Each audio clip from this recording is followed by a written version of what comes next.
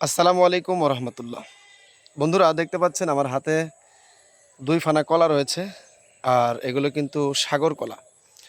আসলে কলার গুণাগুণ বা কলার পুষ্টি আমি তেমন একটা জানি না।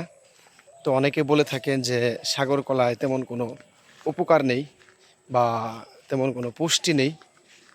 কিন্তু আমি একটা জিনিস যেটা জানি, যে সেটা হলো কলায় যদি কোনো ধরনের মেডিসিন ব্যবহার না করা হয়, কোনো প্রকার সার এগুলো ব্যবহার না করা হয়, একদম অর্গানিক যদি থাকে, যেমন এই যে হাতে দেখতে পাচ্ছেন কলার গাছ থেকে কেটে এভাবে আহ, ফানাগুলো আলাদা করা হয়েছে। এই যে দেখুন কলা বাগান। তো এই কলাগুলোতে কিন্তু যদি বিষ না দিয়ে বিষ মুক্তভাবে পাকানো যায়, এগুলো কিন্তু খেলে উপকার আছে। তো কিছুটা হলেও উপকার আছে, হয়তো বা অন্যান্য কলায় উপকার বেশি, কিন্তু এই কলাটা, এই যে আমার হাতে যে কলাগুলো দেখতে পাচ্ছেন, কলা কিন্তু অনেক বড় বড়। মাত্র 11 টাকা হালি পড়েছে।